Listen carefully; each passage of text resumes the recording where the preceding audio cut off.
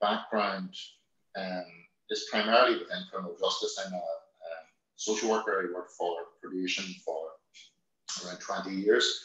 And primarily I'm a bit of a one-trick pony. All I really did was work in the field of sexual and domestic violence during that time.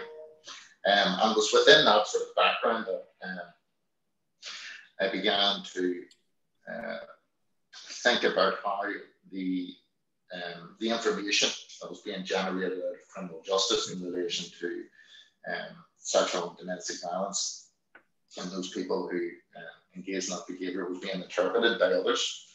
And around 2015, I was invited to New Zealand to take up a position in New Zealand working in the South Island with some of with a provider of the just turn the volume up and just realised that it's a bit tinny, people are saying. In the South Island, there was a provider of sexual assessment and treatment services into the criminal justice and care settings. And it was within that context that I really started to think about how do we better transfer the information in relation to these assessments into a childcare setting so that people could properly understand them, but also understood what risk and context meant. And also Gareth, do you mind if I come in? Sorry. Yeah. It's just, there's quite a few messages around people just find it difficult to hear you. And just it's a bit tinny, people are describing. So I'm wondering if you want to just maybe adjust your things to try and see. It's just because, yeah. Does that sound any better? That's much better. I think, yeah, much better. Yeah, okay. Great, much better. Apologies. No, seeing the messages coming through, so I'm sort of putting me off in stride. Yeah, so don't you worry about the messages. I'll see the messages, but yeah, great. That's much better, isn't it, everybody? I think, yeah, hands up. Yeah, great. Perfect. No worries. And look, as I was saying, it was within that context that I really began to think about how we translated that information in a better way, but also helped colleagues within safeguarding and within child protection understand what risk meant, particularly in family contexts. And that sort of coincided with Marcella, and that Marcella had worked with the same organisation in New Zealand some years before.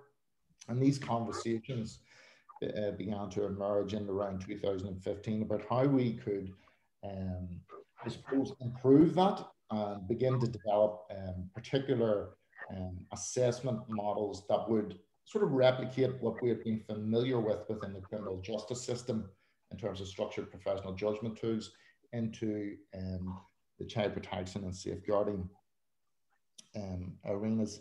So sort of that's the background. I want to bring you through this morning how we sort of put that together in the process of that. For the first part of this morning, and then the second part after our break at around 10:30, 10:45 is to bring you through the actual model, finishing up around, I think it's 11:45 with some Q&A. As we go through, I'm happy, folks, to take any questions that come to mind. I would probably prefer, if I'm honest, to take them at the end. But if you have any sort of burning questions that you want to put into the chat mode, Marcella Leonard, the co-author of the Casper, is, as you know, available there to answer any of those sort of burning questions, for example, around sound or any of those issues. So, look, as I mentioned, the development of the Casper was very much in response to an absence of sort of any one structured professional judgment tool that really considered and measured the non-abusing parent or partner's resilience to supervise and hold a person of concern to account in their relationship with children or a child at risk you know, from sexual or domestic violence. So we were aware, obviously, that there were lots of parenting assessments. We were aware that there were other assessments that had really focused on cases of interfamilial abuse, where the non-abusing, usually mother, was being asked whether or not she accepted that abuse had occurred, had supported the disclosure process, and was there as part of the recovery for the victim and survivor of that abuse. But really, there was an absence of tools that really began to examine and explore the dynamics of that relationship between the non-abusing partner and the person about whom there were concerns.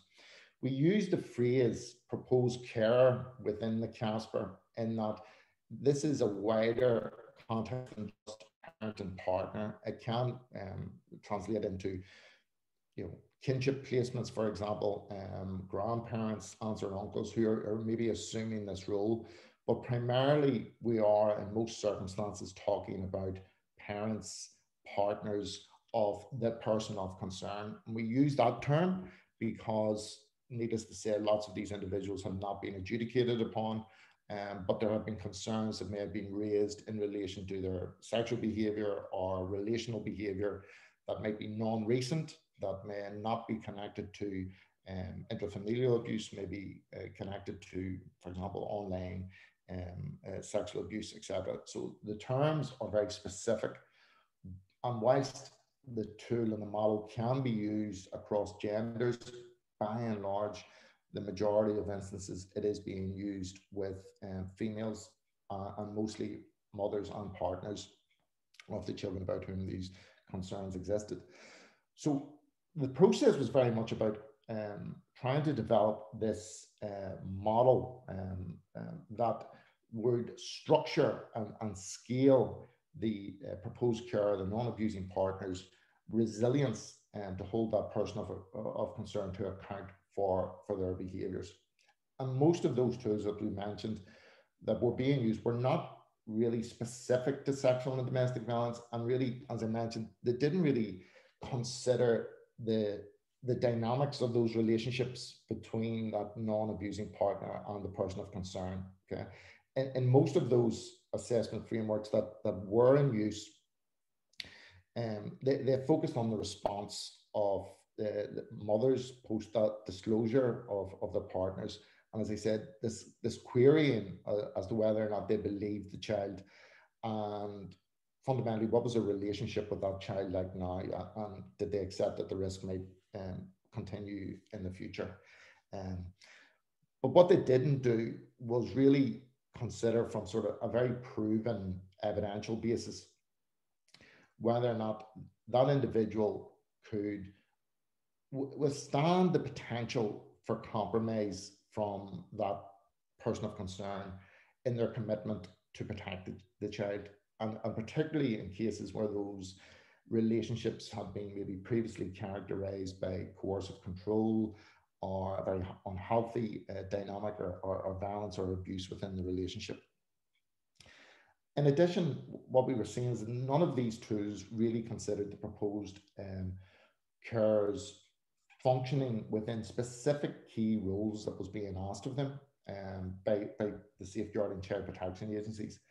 For example, within those arrangements, the safeguarding child protection agencies are really asking the proposed carer to assume a number of roles, and it's this context of parent, partner, protector, and supervisor. And really, the sort of blandness of other previous assessment tools really didn't nail down the specific, unique contribution of each of these expected roles and what that involved. And what we wanted to identify is there evidence or relationships between these roles that could enhance or detract from their capacity to protect and protect the children, supervise that individual. So we're asking questions around how capable, for example, were they as a partner? Were they on an equal footing with that person of concern? Were they able to support perhaps his capacity or commitment to change, but not necessarily collude in the behaviours? And as a parent, were they able to meet the needs of their children? Were they fundamentally emotionally attuned to their needs? And as a protector, had the ability to maintain that commitment to safety plans after the safeguarding agencies had stepped out, and almost intrinsically apply these boundaries around the child's contact with the person of concern. And a key element was really around this role as supervisor. And whereas previous assessment models had really focused on the ability to protect and whether or not she was a good enough parent, I suppose what we wanted to see is, was this individual capable, and did they have the ability to supervise that person of concern, fundamentally holding them to account for their compliance and their commitment to manage their behaviours. And I suppose, particularly when we got into a deep dive into the literature that was around, which was fairly scant, to be honest, outside of intrafamilial abuse, what we were seeing is none of those tools and lots of the research didn't really focus attention on what was working well in the parents or the proposed carer's presentation, as opposed to constantly focusing on the gaps that existed around that individual. So there was an absence of really strength-based models around. And I suppose from my background, particularly, and Marcella's background, the benefits of these structured professional judgment tools was trying to measure it across some evidential scale that give a position of need in relation to the individual, and that wasn't around. The assessment models really, they're narrative based and guiding practitioners to think about issues or placing them on some sort of continuum. And really, we wanted to get to a point where we're not necessarily labeling people with scores, and that isn't what this is about, but fundamentally trying to identify where that need most existed, and therefore the concentration of the resource around supporting the partner and enabling the partner could be focused on those particular areas. So the challenge then was really to create a framework that didn't transfer responsibility for the person of concern's behaviour onto the non-abusing partner. They, were placing themselves often forward to take on this role, and often many of those parents and partners, as you will know, will feel that they're being judged and they haven't done anything wrong, that they're being placed through this very rigorous assessment and judgment process that really didn't reflect, I suppose, that the concerns exist towards the person of concern rather than them. So we were trying to ensure that we were creating this model that didn't transfer responsibility for that individual's behaviour onto the non-abusing partner or parent. And it was really important as we drafted the various stages of the model that we kept that in mind, that the responsibility for the management of the individual's behaviour is within the gift of that person. It's not the responsibility of the proposed carer. And I think by maintaining that position, what we wanted to really ensure was that we weren't setting the proposed carer up to fail. And what I mean by that is, no matter how vigilant and capable that individual is, if the risk is beyond the expectations of the role, it's an impossible position that we were placing individuals in. So this has to sit within a wider risk assessment, comprehensive risk assessment of the person of concern and in the context in which that person of concern may be returning into the environment, the relationships, etc. And therefore, before any consideration was given to the proposed carer's capacity and ability to take on this role, we had to make sure that we were clear about, is the risk a manageable risk? Under what circumstances is that risk likely to re-emerge? And to whom does that individual present the risk? So fundamentally, if we were trying to ensure that the proposed carer had the capacity, they needed to have the information, they need to have the knowledge in order to ensure that they were equipped to identify early deterioration or changes in the presentation of the children at risk. And fundamentally, what we're really talking about is a belt and braces approach, really to maintain that person of concern's commitment to manage their own behaviours.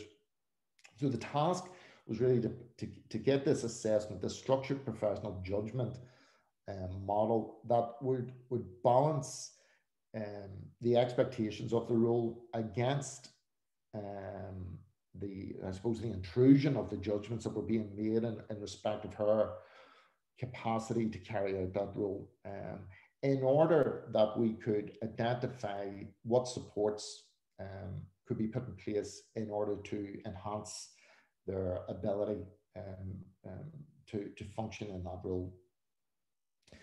And I think, given obviously the very serious consequences that might emerge around saying that somebody isn't capable of supervising that risk, or the risk is beyond that individual, the model had to have really significant credibility and be objective enough, but be able to withstand sort of the scrutiny and the forensic interrogations of legal challenge, if that was an outcome. And also, it couldn't sit outside of current practice within social work across multiple jurisdictions. We wanted this to be a model that could be applied because, as he said, both of us had worked in the Southern Hemisphere, both of us work internationally, and we wanted to ensure that the model really could fit neatly alongside those practice demands that existed in other jurisdictions, and could talk to those agency endorsed assessment tools and the legal and policy context within the jurisdictions that they were working. And it sort of coincided with the distribution and the sort of ubiquity in many ways of signs of safety, if people are familiar with that. So the language had to speak in a very familiar way with those current models that were around. So the process really began about sort of in around 2016, and began with sort of a deep dive into the literature and the research that was around. And as I mentioned earlier, it's suffice to say, it wasn't great. The research wasn't magnificent. Most of it was based on case studies. There was very few statistical information relating to women, largely in relationships with men. And as I mentioned, the majority was focused on the intrafamilial context and really captured how the responses was occurring post the disclosures. But that, and within the model, within the manual, the methodology around the research is there. I'll not go into it in huge details because it'll take away from the time we have to talk about the model, but suffice to say that we've given a fairly comprehensive review of the literature that's current. There is lots of correlations, and we pulled out probably the most salient issues within the structuring that we were identifying across sort of multiple research reviews. Look, so what is the Casper? And I'm presuming, so I have mentioned the term structured professional judgment frameworks. I'm presuming that most people are familiar with that, but if you aren't, so structured professional judgment frameworks really provide our risk assessors, our assessors in various roles, um, informed risk factors from theory and empirical evidence, and really it structures that in a way that allows a judgment to be made. It's not as rigid as sort of actuarial assessments where you're scoring people and you're putting them through almost like a grinder to say against the statistical norms, where does this individual sit. What structured professional judgment does is it gives that discretion, and it also acknowledges that not every item is equally weighted. In other words, there is a relevancy that you can apply to your particular case based on your knowledge of the case. So in many ways, it gives a professional who knows the case, who knows the family, who knows the person that they're working with, a bit of freedom in which to consider the relevancy and the weight of each of those particular factors. I think it's well recognized that these structured professional judgments are very good in enabling objective assessments, much better than in cases where gut instinct, etc., and confirmation bias around risk and need, etc., has really skewed outcomes, I think, as we've seen in lots of serious case reviews. So the CASPER is really grounded in the literature and what we know currently. It's also very much being informed by both myself and Marcella's experience in relation to both sexual offending, child protection, domestic violence, and sort of multidisciplinary working. Between the two of us, we've in excess of 60 years practice experience. So we were trying to ensure that we were bringing, as practitioners, to the table what practitioners needed. We didn't really want a very, with due respect to our academic colleagues, an academic manual or an academic piece. We wanted to use the literature to translate that into a means of, for practitioners to use in various settings in a way to help them make defensible decisions around family constitution, around contact between persons of concern and children, and really being as confident as they could be around the protectiveness and the capacity of that individual to supervise the concern. Ultimately, it was about empowerment and enabling. Empowerment and enabling that safe care's capacity and ability to supervise a child or children at risk of sexual and domestic violence. But it also was recognizing that care, that proposed care, it needs support, it needs direction, and we need to be specific about what that is. Okay, they may be a very good mother, they may be able to meet all the needs of their children in that aspect, but they may have a gap that exists around their knowledge, or because of the relationship dynamic between them and the person of concern, they may be not able to see the risks or the concerns that the agencies are seeing. And therefore, what the CASPER was doing was not saying that you're not able to do this at all. It was acknowledging that there are lots of capacity and, for example, being a good parent, and there's no psychological gaps or issues that exist in the individual, but there may be gaps that exist in relation to understanding or an absence of knowledge around risk or the concerns that existed. So it was very specific. We wanted to conclude upon very specific needs rather than just saying you haven't met the criteria or, for carrying out this role. So specifically, what it does is it really considers that proposed care's ability to keep the child safe from a person of concern. And it looks at their resilience fundamentally to manipulation. So if there's potential vulnerabilities, for example, if the individual has cognitive impairments or has a history of poor relationships or poor self-esteem or alcohol or drug misuse, does that leave them vulnerable to manipulation by that individual? Have they the ability to meet each of those children's or young person's needs for safety, for security, and for appropriate development? And have they got this capacity to apply multiple roles as a parent, a partner, protector, and supervisor in order really to conclude or determine if the child can be safely supported at home. How, if that is the decision that the child will be safely supported at home, how does that happen? And what supports should they be offered in order to increase their capacity to supervise the person of concern's interactions with the child? Okay.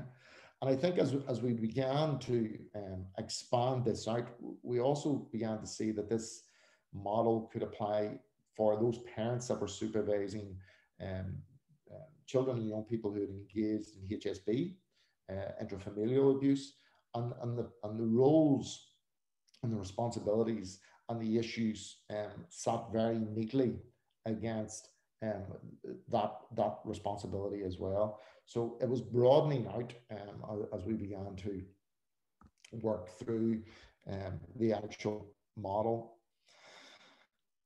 So there's a number of core principles that are really driven behind it. As I mentioned, fundamentally, the responsibility lies with the person of concern and remains with that person of concern. But if we're to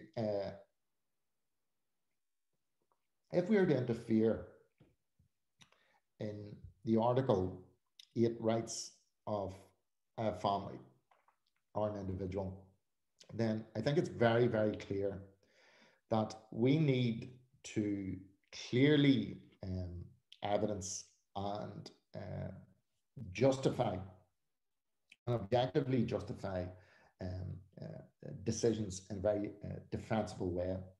And what the CASPER aims to really conclude upon is, does this individual hold that capacity and ability to supervise the person of concern?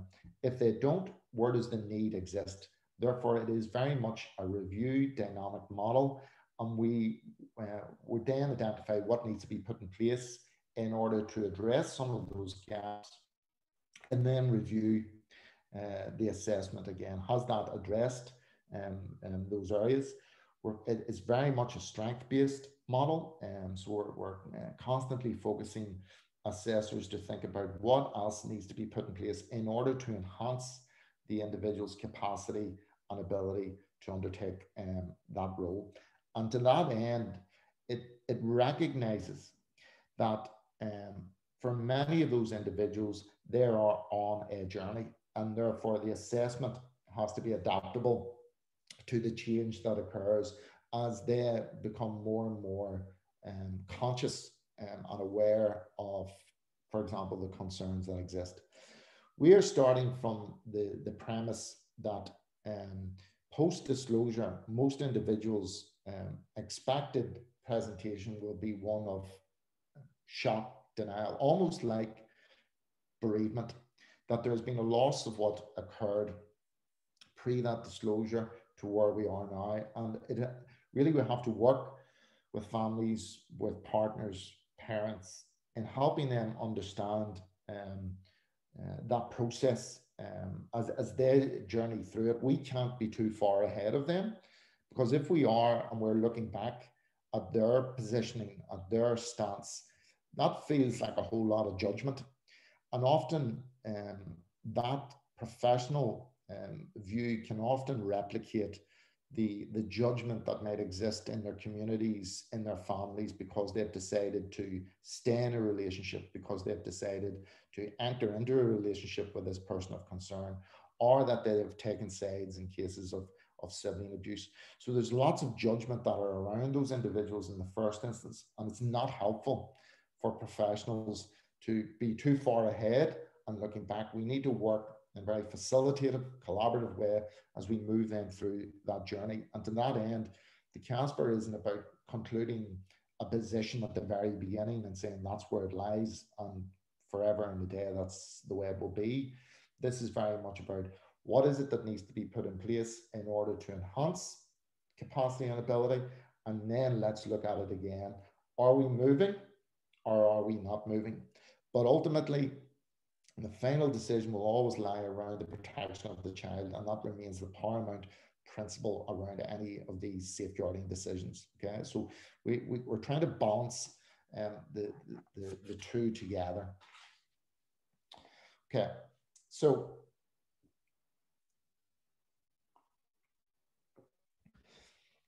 there are 4 domains within the model, the framework.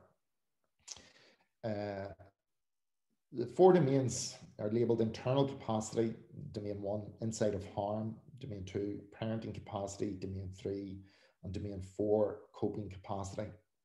And domain 1, the internal capacity, is really looking at items within this domain which are concerned with historical events or experiences in the individual's background, in the proposed carer's background, which some of which can't be changed. It's happened, it's quite static, but we're trying to understand the impact that these experiences would have had on the individual as they're presenting now, in terms of both their outlook, their behavior, their relationship style, how they engage with professionals. So we're trying to understand them fundamentally. We're trying to walk in their shoes by understanding their background and circumstances. Okay. There are 5 items within each or within domain 1, sorry, I'm just reaching for the book. That's the actual book itself. Okay. And you'll see within each item there is various rationale. I'll show you this later, but there's various rationale and an evidence base and the research around that, and then a practice analysis or a practitioner's analysis to consider some of the questions and issues that we want to consider. But I'll go through that in detail as we go through the second half of today. But within domain 1, we're really looking at those experiences in the adult proposed carer's early years, the developmental period, whether or not they had been exposed to, for example, significant adversities, and has there been a residual or lingering effect from those experiences that is impacting on their presentation currently. Okay, and ultimately we're scaling each of these based on an evidenced rationale. Okay, so and the scaling goes 0, 1, 2. The second item within the domain 1 is looking at cognitive impairment, and again has their cognitive impairment in its widest context includes intellectual disabilities through to acquired brain injury, stroke, etc. Does that impact on them as an adult in this role? Their antisociality, are they prosocial, or have their own history where they're less likely to be collaborative? Has that been evidenced in their history or in their background, or is there evidence also of change that has occurred? Okay, sense of self, ultimately how they view themselves and the confidence that they hold in themselves, their level of self-worth. Have they the capacity to be autonomous in their decision making, that they're not overtly dependent or reliant on other individuals for their own self-esteem, self-worth. And the fifth item really explores their relation history from the developmental period right through. Ultimately, we're asking questions here about their relationship style. We're not asking people to diagnose attachment or relationship disorders or anything like that, but really trying to understand how they view themselves in relationships, the relationships that have been around for them in the past. Have they been abusive or coercive? Have they, for example, moved from one poor relationship to another? And is that as a consequence of perhaps some issues or background circumstances that might have left them vulnerable to manipulation or poor choice? So each of these are looked at in fairly significant detail as part of the assessment and scored accordingly. The second domain looks at the individual's understanding of what the concerns are in relation to. It looks at their response post disclosure. have they got an understanding and an insight into that person of concern? Fundamentally, can they see what maybe others see? Because we know lots of individuals who are in relationships or in loving relationships with these individuals just may not be able to see the wood for the trees. They're blinded by who they think they know, and that really doesn't sit with the disclosures that might have come from a professional or from their history. Victim insight, again, we're expecting different responses dependent upon the nature of the behavior the individual is engaged in. So, for example, we would expect a much more informed insight of a mother whose daughter or child has been abused by a partner because she knows the child, etc. We're probably less likely to see that level of understanding or insight in relation to abuse victims online or non-recent abuse victims, or, for example, in cases of domestic violence, it may be, I know her and she's has her own issues, and it can be quite denigrating in instances like that. So really getting an understanding of what's her view of those victims and survivors generally and specifically. Does she have an understanding of the dynamics, for example, of abuse, either in domestic abuse instances or in cases of sexual abuse? Does she understand why, for example, a child doesn't disclose or didn't disclose? So really getting a sense from her about her understanding of victimization. Ultimately, safeguarding is very much, our engagement with the safeguarding agencies is very much the cornerstone of collaborative child protection practice. And what we really want to see is this individual working with us as opposed to against us. Is there evidence, for example, of engagement, transparency, etc.? Within reason, and I think it's important that assessors don't judge people at the very beginning based on their response, because needless to say, as I mentioned, you've got this process of bereavement and loss that comes from a disclosure. It's, I use the phrase, it's like a hand grenade going off in a family home, and there's life pre-disclosure and post-disclosure, and it can be very different. And a lot of that anger, a lot of that loss can get transferred onto those individual professionals who are in their lives now. That doesn't necessarily mean that individual can't be worked with, but we require a more understanding position from the very outset that individual may be on a journey towards that. But again, keeping in mind the paramountcy principles. Domain 3 really assesses the proposed carer's parenting capacity. I think generally within parenting capacity assessments, assessors are often asked to consider that commonly termed the ability to parent in a good enough manner over the longer term. And there is elements within this domain of that, but ultimately it's going a bit deeper here. It's asking questions for the assessor to consider is how empathic and responsive is the proposed care to the needs of those children. In other words, is she able to pick up evidence of change in their presentation that may be suggestive of something of concern? Is she able to responsibly engage with the child when she notices that? Is she does she have that open dialogue with the child that's based upon an empathic consideration of their needs? So it really goes a bit deeper rather than just the basic needs, though it does capture those basic needs within that. The parental authority is asking questions around how much the children or the child within the home or who's at risk from the person of concern perceives the care as having authority. In other words, does she view that individual is likely to take action if she discloses or raises her concerns?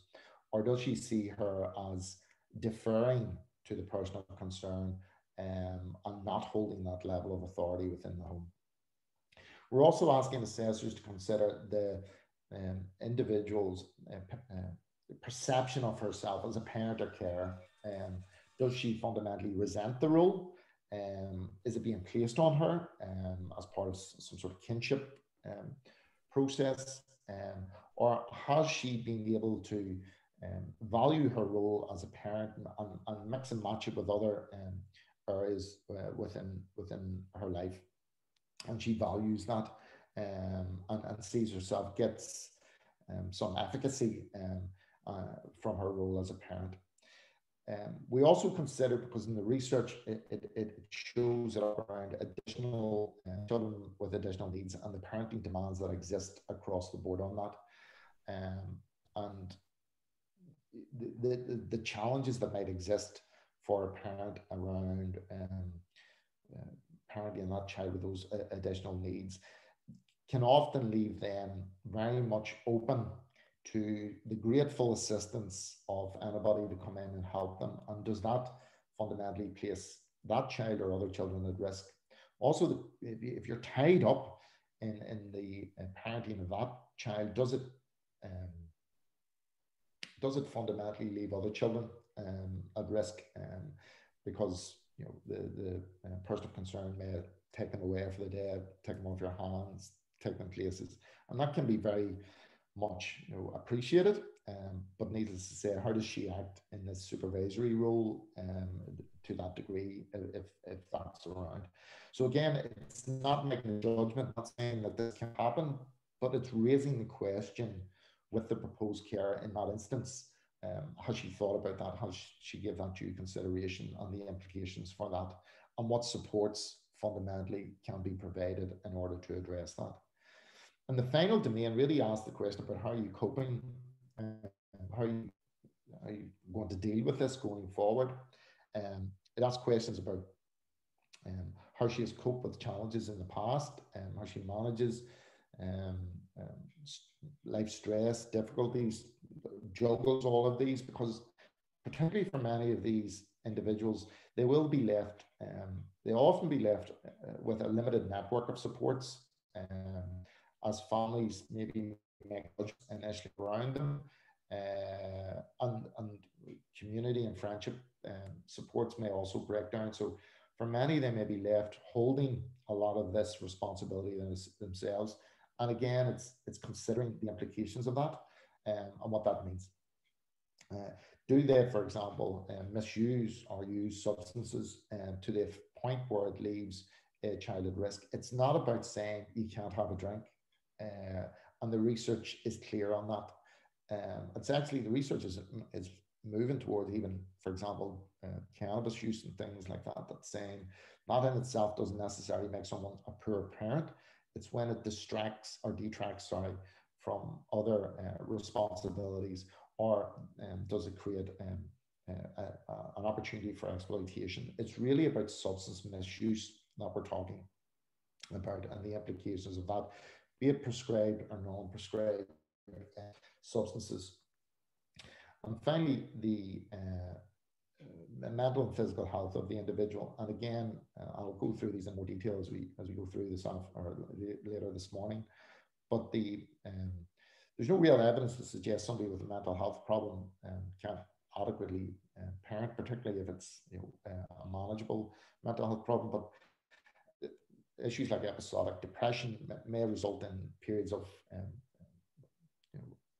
detraction from roles, etc., and non-compliance with medication may have an effect. And again, we're trying to identify, has this been a feature of the individual in the past, and whether or not it could be again. Physical health problems, for example, does the individual or is the individual being cared for by the person of concern? Are they their allocated care? Do they have such physical health problems that it does leave them vulnerable and dependent on that person of concern? And again, not necessarily ruling it out at this stage, but considering what supports we could apply in order to support that individual. Ultimately, each the CASPER is an evidence-based model. So each item is rated with a sort of proportionate degree of evidence, and each item within the domain, as I mentioned, holds that associated research and guidance that's around, really to assist the practitioner and the assessor in gathering and analysing the information that they've received, and really ask questions, I suppose, of the practitioner to consider the weighting or the relevancy of that item for the person that they're assessing. And as with, and I mentioned about structured professional judgment being not every item is weighted at the same level. Each of these items hold or can be marked with a crucial. Okay, it's marked as a C. Is it a crucial or fundamentally critical item, which means that the presence of it in of itself is so significant that it can be unduly weighted. So, for example, if the individual is a chronic drug misuser, that in itself as a crucial or critical item might negate everything else. Okay, that there are instances when she may be unable to act in this role because of her drug misuse. Is it because, for example, she has significant mental health problems, and that negates her ability to do all the other things? For example, that would be a critical item. So really, we're asking the assessors to use the evidence, to analyze the evidence before scoring it against the rationale, and then deciding whether or not it is a critical risk or critical protective factor. Okay, in other words, that the presence of it can really negate some of the other concerns that you've identified. So, for example, I was working with a case recently. The individual had learning difficulties, not learning. She wasn't learning disabled. She had learning difficulties, and her partner had been accused of sexually assaulting two nieces, and they were separated. Social services wanted an assessment on him and an assessment on her capacity to supervise and act. Now, there were lots of gaps that existed for her. She had lots of her own history and issues that had really impacted on her. But we did the assessment and then had an intervention post that assessment. But one of the key things that really stood out was she was surrounded by a very supportive network, an uncle and an aunt who were very much involved. Now, you take them out of the picture for her, and the risks and concerns would be much greater. The presence of them in of itself was a very crucial item that addressed some but not all of the issues.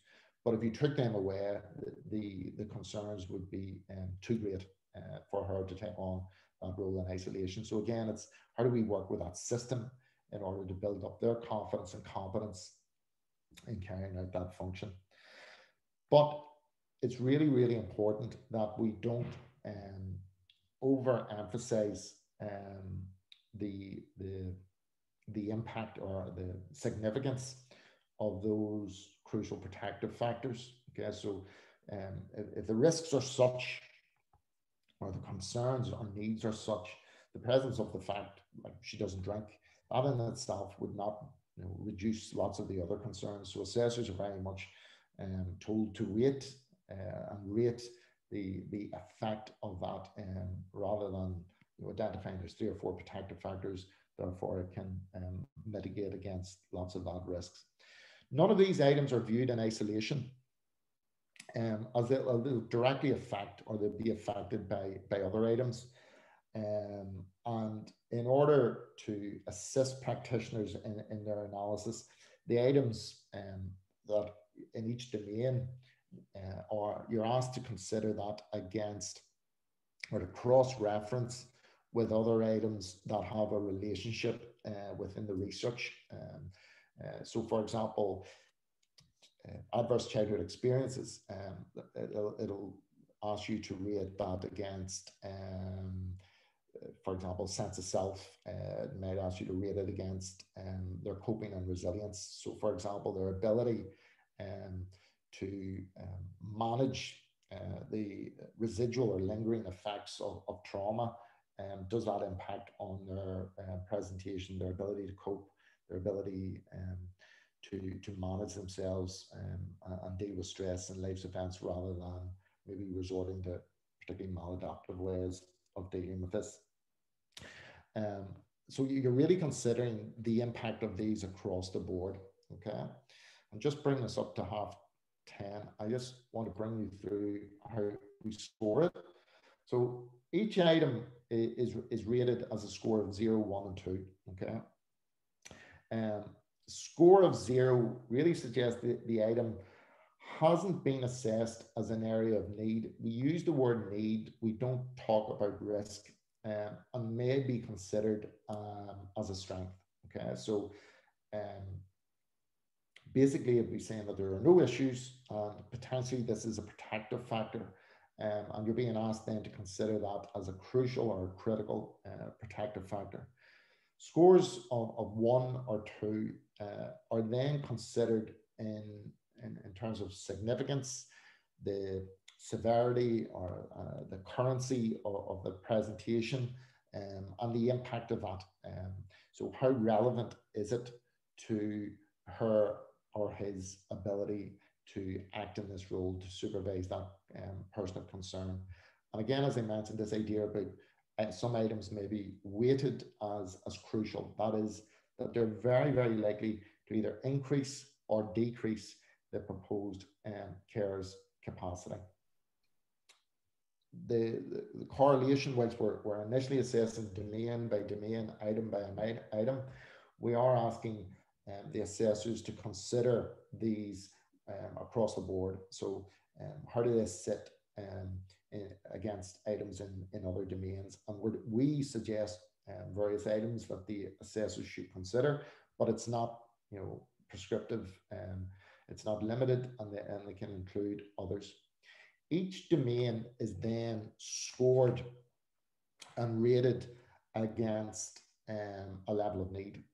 So scores of 7+ across each domain brings an individual into a level 3 level of need. And basically there's a definition for that level of need, which suggests that there should be a proportionate level of intervention and support, etc. Level 2 is basically saying there's some needs, some concerns, it's not a priority, but it should be addressed. And level 1, 0 to 3, is basically saying this is a potential area of strength that you may want to enhance or address. And it allows then resources to be proportionately applied. It follows on the same principles as with risk assessment in terms of risk, need, and responsivity principles. The greater the need here is going to afford the greatest level of response. So, and the sequencing of any intervention post the assessment is about addressing that most acute level of need. And some of that may be just in relation to insight, it may be in relation to the potential coercion that the individual is subject to, and therefore it may require a very immediate response from the safeguarding agencies. Okay, and just finally,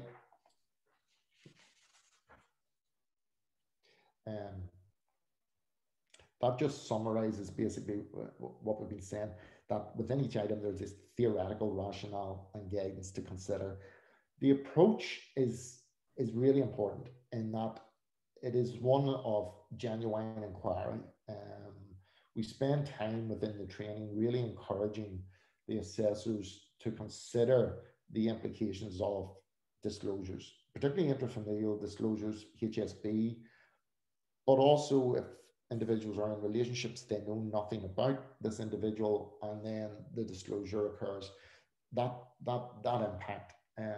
And really, we're trying to understand the choices, the decisions, the thinking of the individual. And therefore, the style is very much one of this genuine inquiry, a very Socratic, genuine approach in trying to understand the issues, leading from behind, really to help her self-reflect on her own experiences and understanding, but really in a collaborative way. And we're conscious, for example, that this will sit across cultures, will sit across communities, and culturally we have to understand the implications of that, those religious and social and value mores that might impact on her decision making has to be understood. Because lots of individuals may often stand from the outside and say, why doesn't she just leave? Why doesn't she walk from this? And for many cultures, that can't be necessarily the first option or an option. And we were very conscious of that.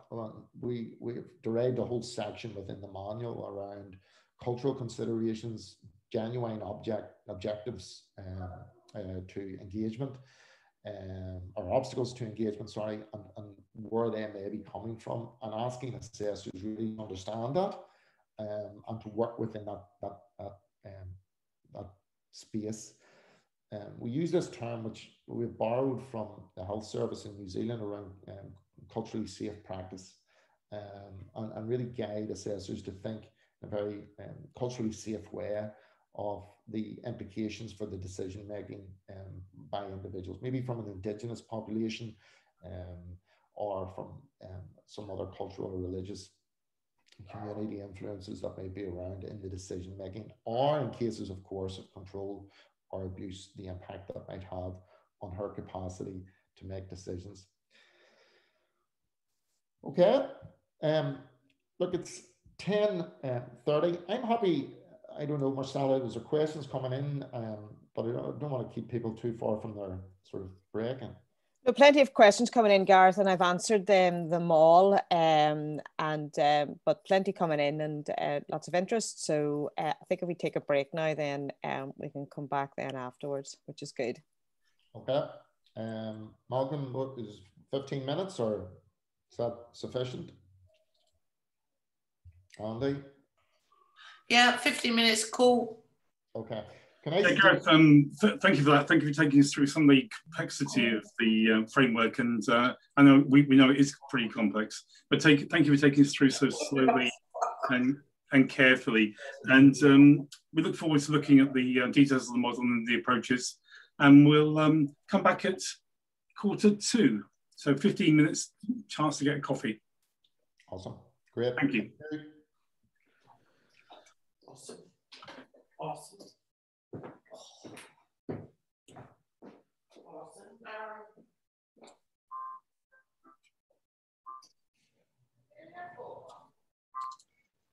Come on.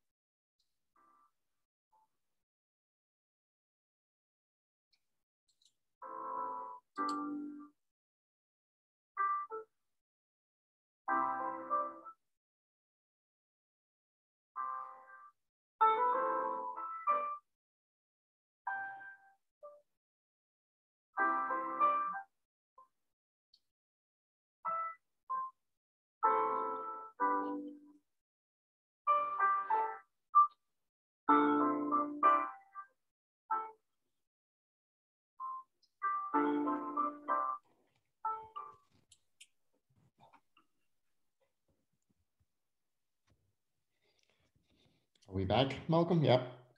Yes. Well, I hope everyone enjoyed the notes and musical interlude. But yes, we're back, and everyone's still online. So I can hear you, Malcolm. Are you talking? I am. Yes, I'm talking. Can you not hear me? Yeah, I hear you now. Sorry. Okay. I just wanted to remind people that I know some people had a few problems with bits of the audio earlier on, and just to remind people that we will be making available next week a copy of a recording, access to the recording of today's session, as well as some other notes and other information about the framework. But yes, Gareth, so back to you, and you're going to allow some time at the end, I believe, for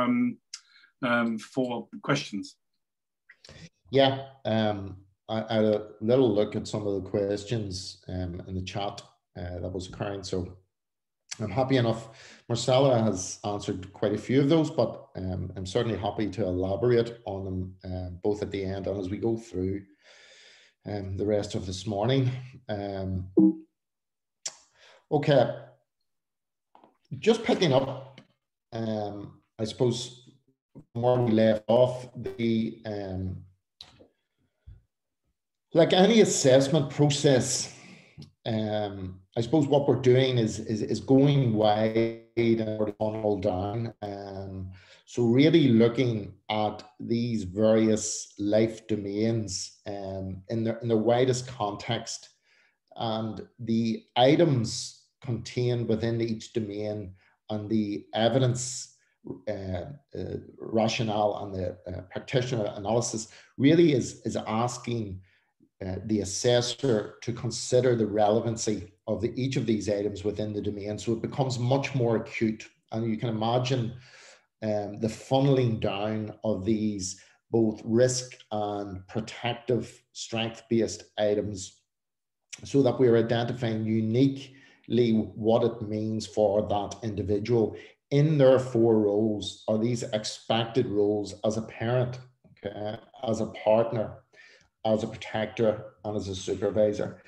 And whilst they're 4 distinct roles, there is a relationship between each of these roles, and the influence of the individual's background and circumstances, their history of being parented, how they experienced and how parenting was being modeled to them in their childhood development periods will have an influence on their role as a parent.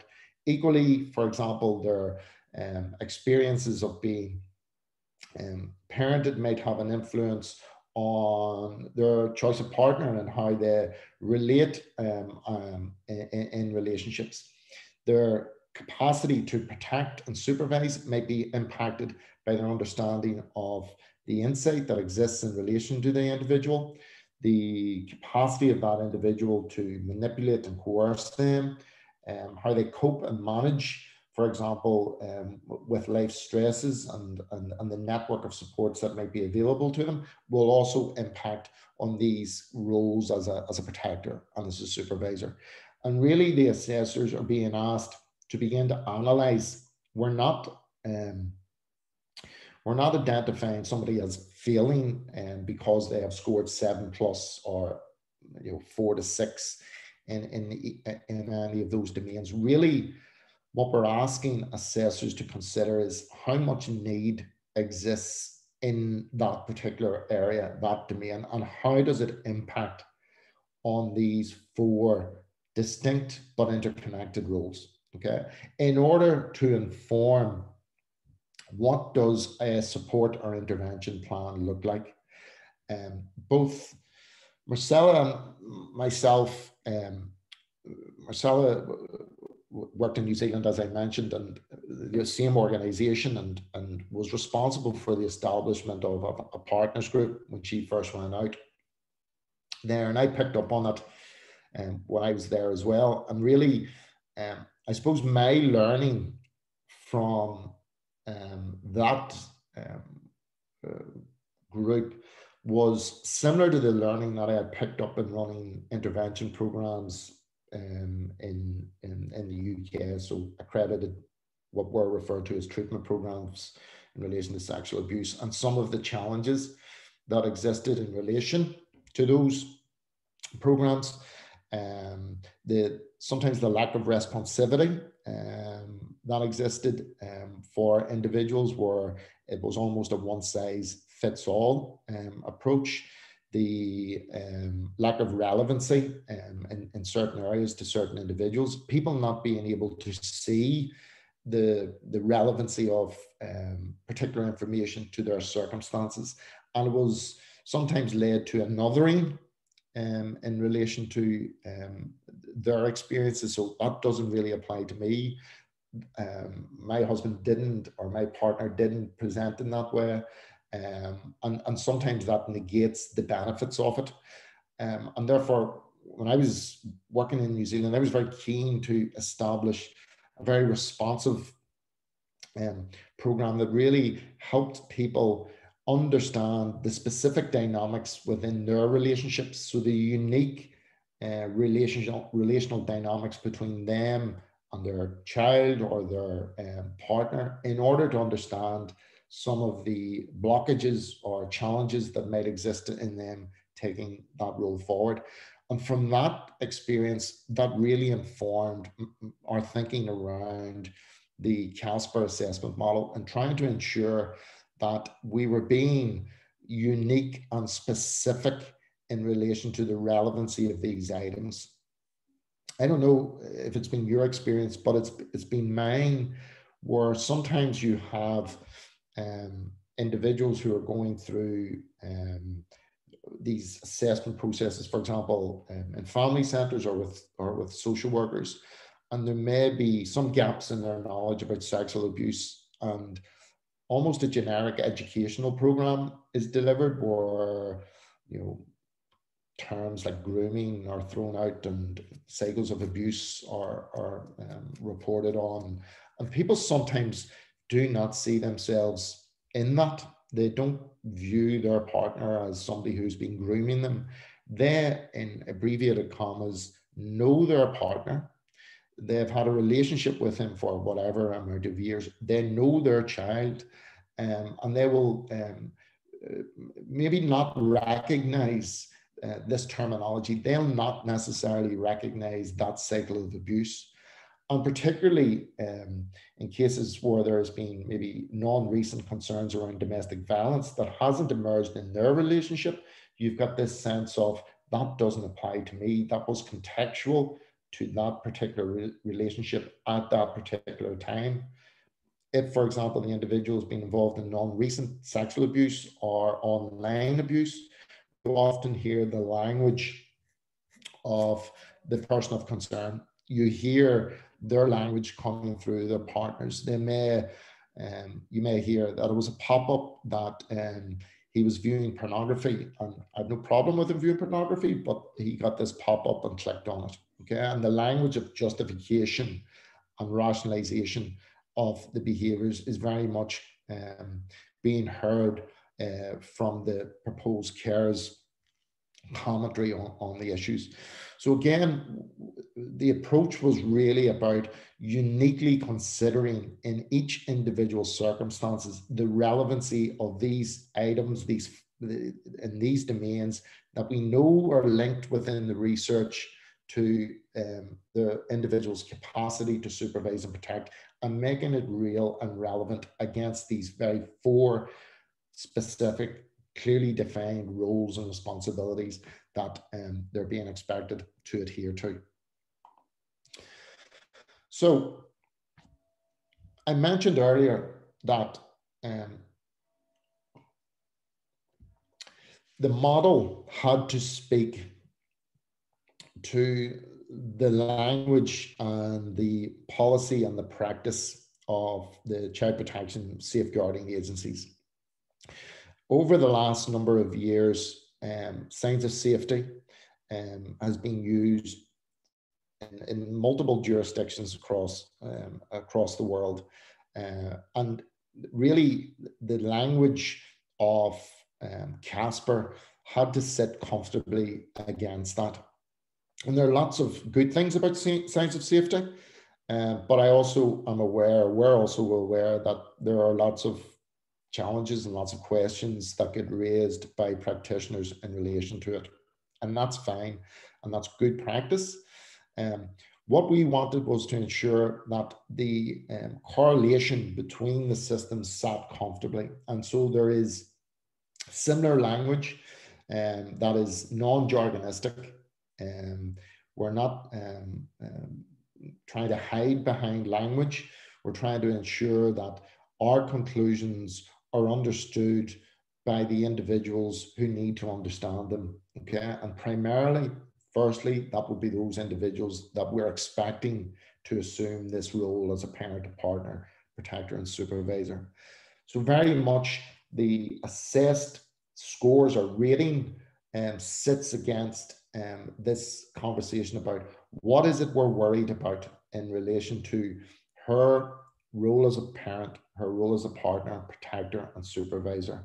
What's working well, for example, in his role as a parent, partner, protector, if we're assuming that the proposed carer is male, which can apply in certain instances.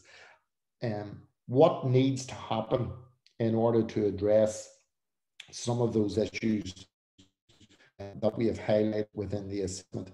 In other words, what supports, what intervention? And it's not solely the educational issues, it's a more systemic understanding of what needs to be applied. And it may require work with the child, it may require intervention with the wider network, it may be something specific in relation to the proposed care that we're considering. So it really collates the concerns. Ultimately, it identifies the strengths and the protective factors because that's what we want to enhance. And some of those can mitigate against those concerns, but it directs a very responsive and proportionate intervention support plan, which is addressing the unique issues relevant to that particular case. That intervention, as I said, is tailored from the assessment to the specific needs and strength of each of those proposed carers that we're assessing. again, it's this concept of reflecting their unique history, their circumstances, and the context of that individual. And what we really want to do is ensure that through that collaborative engagement, the proposed carer arrives at the same conclusion that we're arriving at. We should not be doing assessments on people. Fundamentally, we should be doing assessments with people. And that means working with them in a very collaborative and an agreed way that helps them discover those areas that may have been hidden or unrealized to them. Helps them to discover how their experiences, for example, the modeling that was presented to them, their attempts to manage and cope with adversities or difficulties in their own childhood, worked for them at that time, but lingers now and has become somewhat maladaptive in their adulthood, and therefore might negate or impact on their capacity to carry out this role.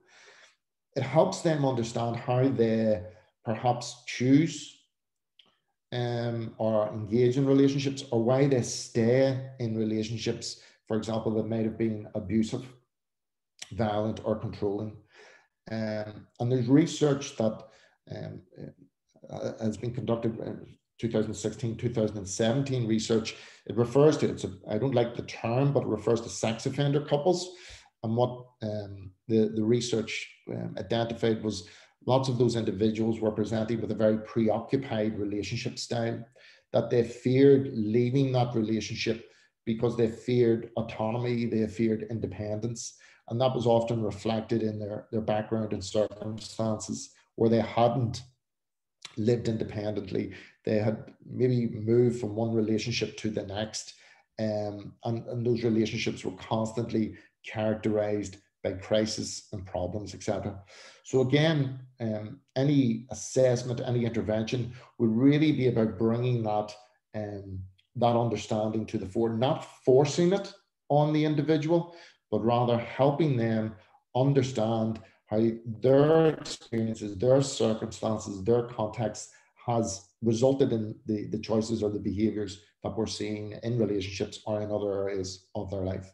So it's, as I mentioned, it was very collaborative, very supportive to get this intuitive understanding, to really begin to enhance and through that understanding their resilience to manage, to be more autonomous in their thinking and in their behavior. Okay.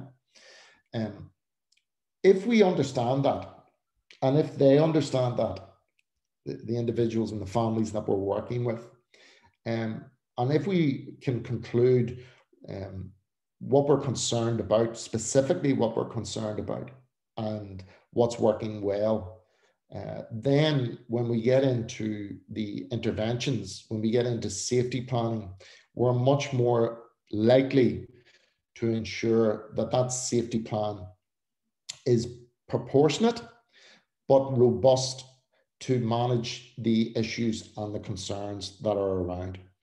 And as we work with the family, work within that system, we're constantly reviewing whether or not the intervention is having an effect.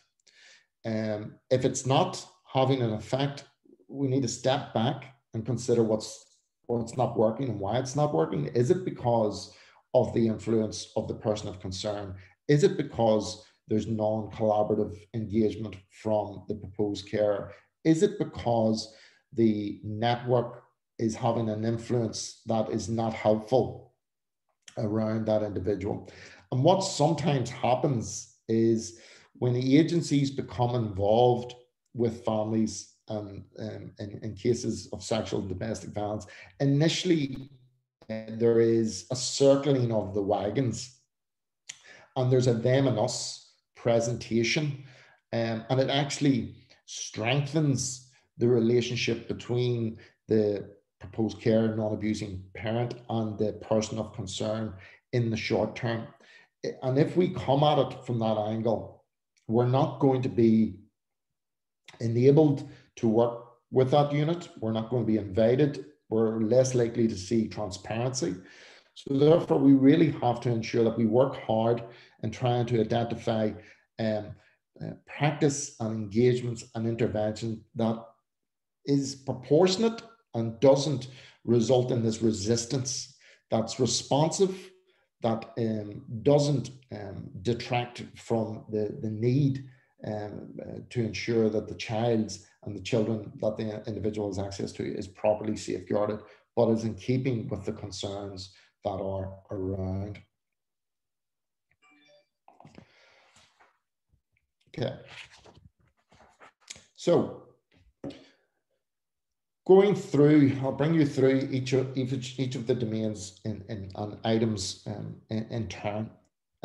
So as I mentioned, within domain 1, it's the only domain that has 5 items, the rest have 4. We originally, when the model was piloted, in a number of jurisdictions. Marcella was running various fairly intensive training in the Republic of Ireland and in Northern Ireland with specialist social workers that was training them up in various sexual and domestic violence risk assessment tools. And as part of that, we piloted the first iteration of Casper with those individuals. And initially we had 4 domains, 15 items that we had chiseled out of the literature and were testing with those individuals. But on the back end of that, there were various reiterations of the model with the final number of items accounting for 17 as compared to the original 15, and the approach differed based on that feedback. We also obviously ran it through various peer reviews. John Devaney, a professor of social work at Edinburgh University, was incredibly helpful in reviewing the literature and reviewing the whole approach fundamentally and giving us that feedback. And through that process, and since then, the model has been tested on multiple occasions in various jurisdictions in the courts, and it's been very much welcomed by the courts, family courts, fundamentally in those cases, particularly around, say, domestic violence, where there have been concerns, but perhaps no adjudication, where there may have been finding by the Child and Family Agency in that jurisdiction, but the individual partner may be denying, or both partners may be denying that abuse was part of their.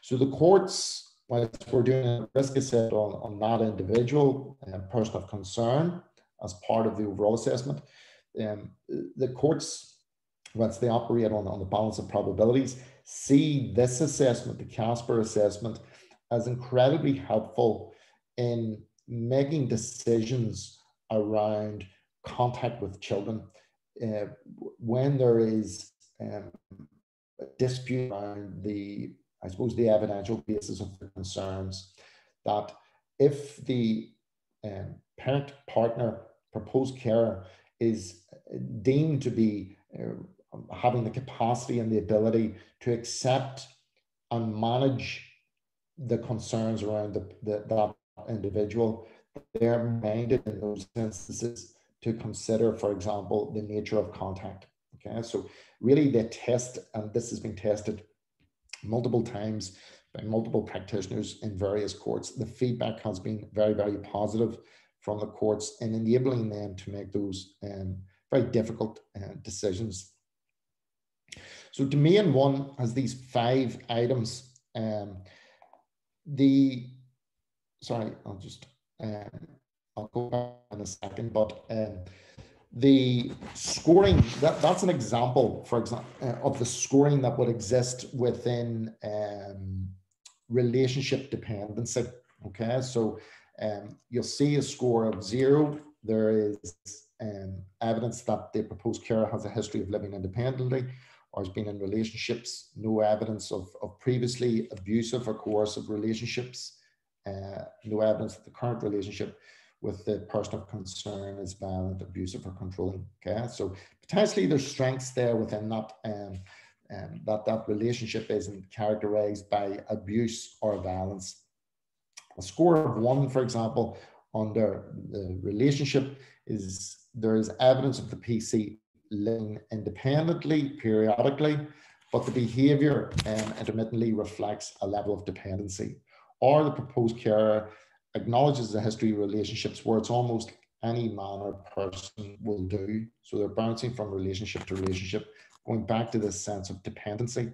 And there is some history in her past of previously abusive or coercive relationships.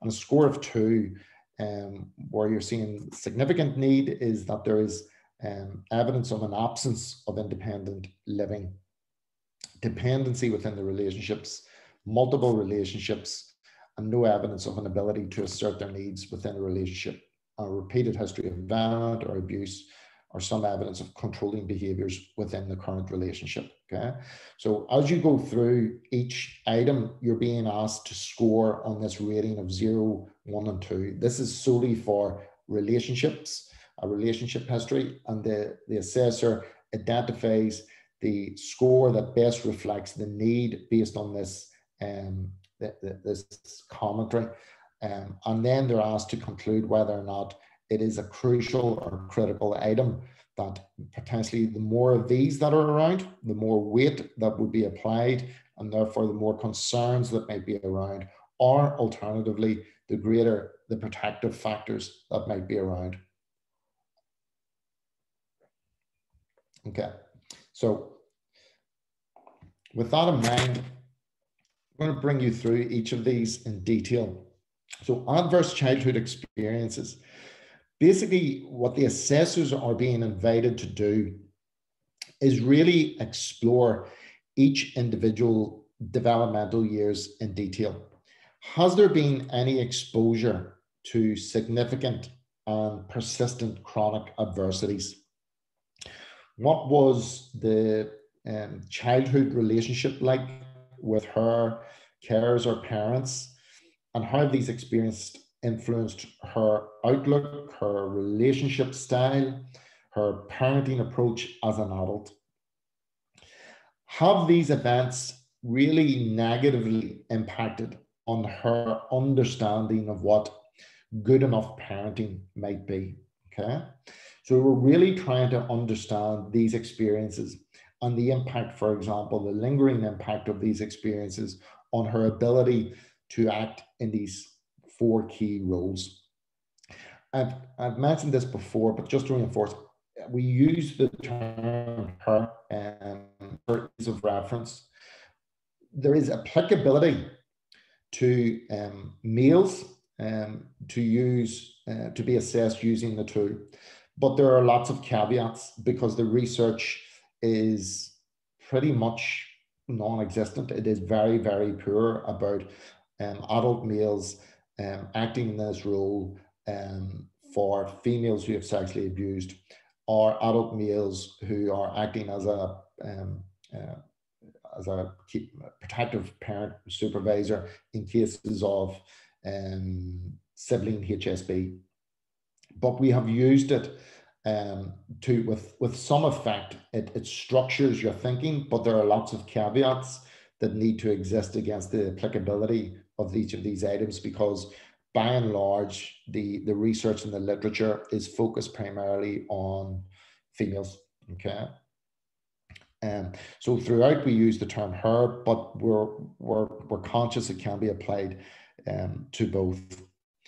Item 2 within domain 1 considers this concept of cognitive impairment, and its cognitive impairment is looked at in its widest context. So assessors are being asked to consider if the individual has an intellectual disability. Okay, now an intellectual disability in and of itself doesn't negate the person's ability to parent. Okay, I think some of the research suggests, below 60, but even, judging parenting capacity by an IQ level isn't helpful. It's really about the functioning of the person in that role.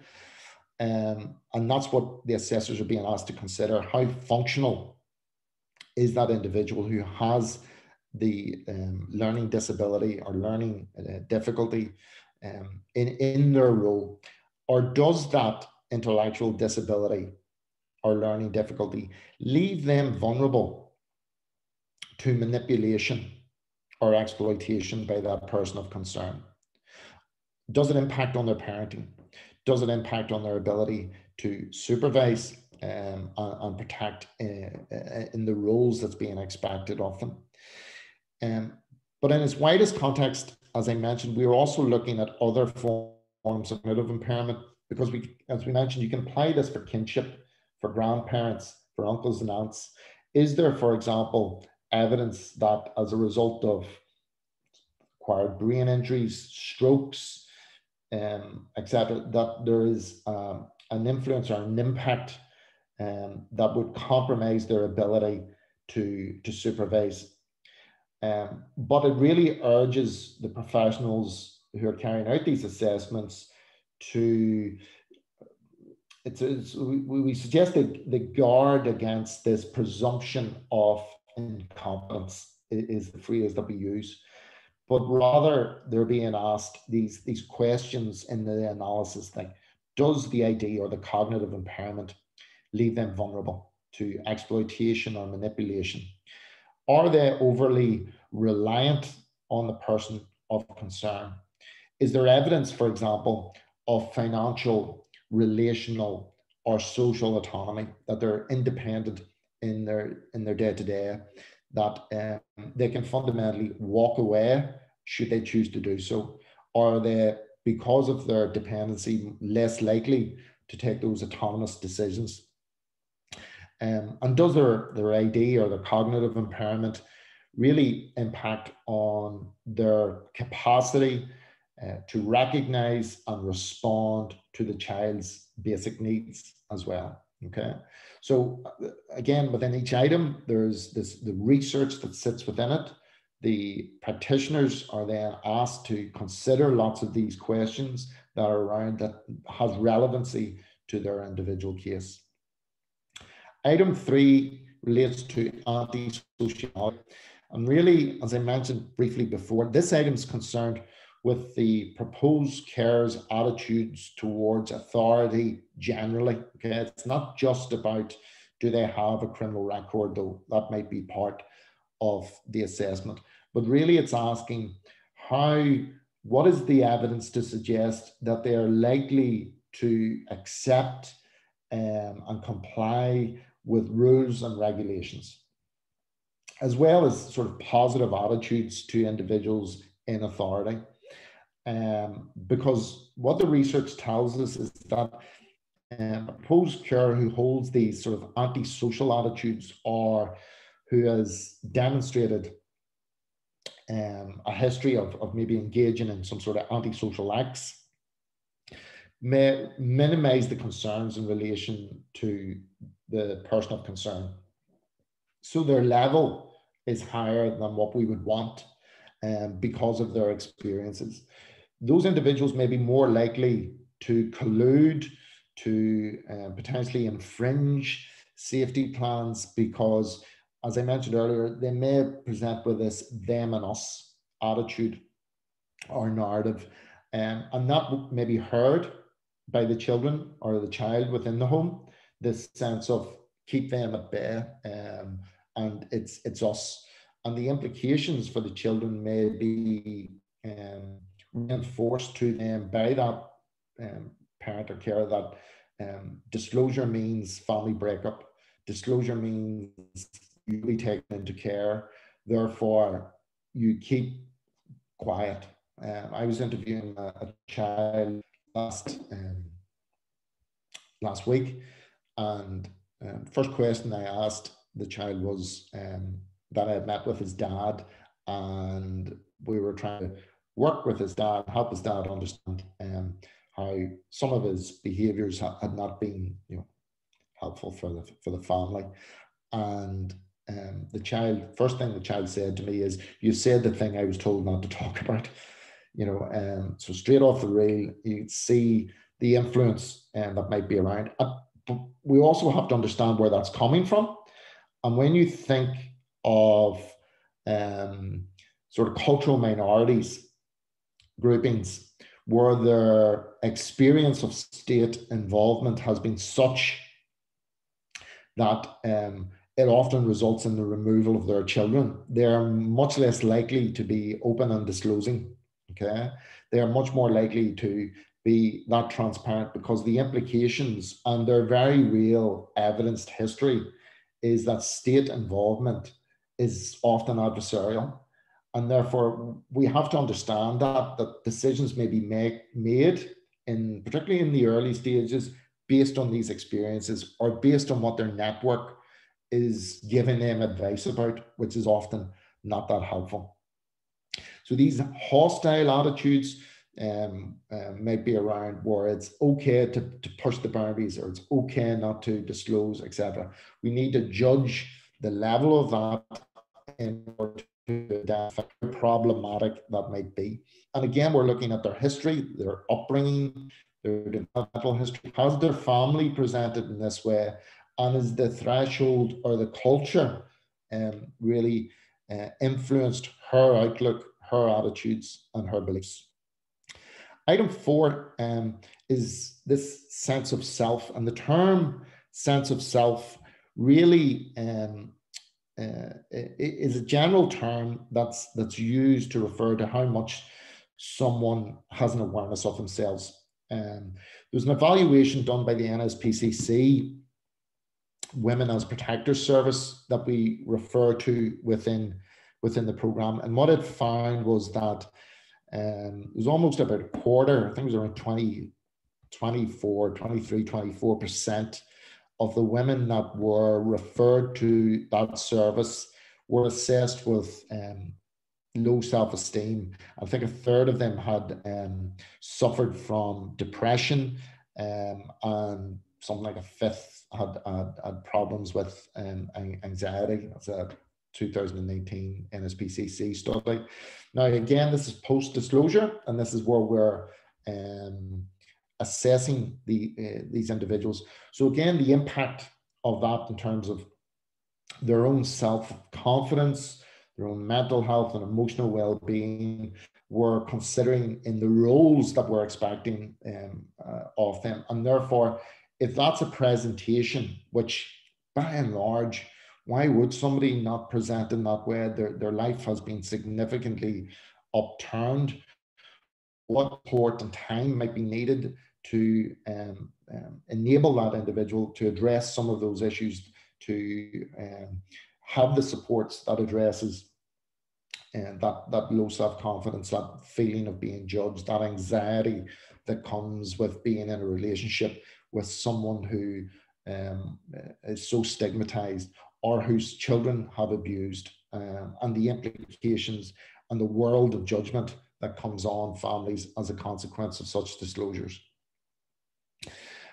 The final one, as I mentioned, the relationship history that I referred to in the scoring.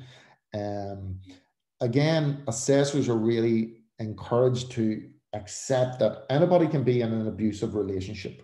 Okay, it's not the person, proposed carer's fault or responsibility. Anybody can be in an abusive relationship. Anybody can be in a relationship where their partner has engaged in sexually abusive behavior, or has a history of engaging in domestic abuse.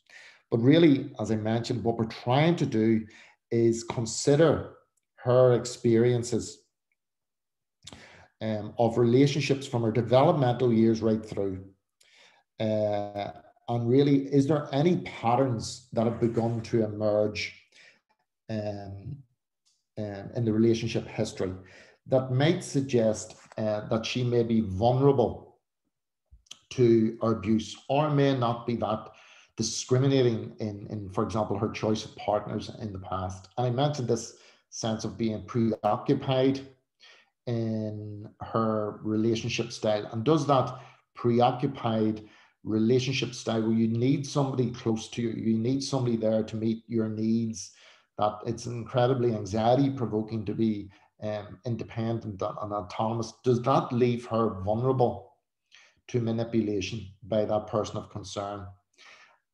And what's your evidence for that? Has she, for example, remained in relationships in the past that have been abusive or controlling? And if so, what has prevented her from leaving? Is it the fear and risk that might present itself to her or children? And we know that domestic homicide is most acute at those points where partners are attempting to leave relationships with children. So again, is her what may be seem to be a choice to stay in the relationship is not really coming from this level of potential fear and coercion, that leaving is far more concerning to her outcome and her children's outcome than staying where she might have some control, even if it involves her being abused over the death of her and her children.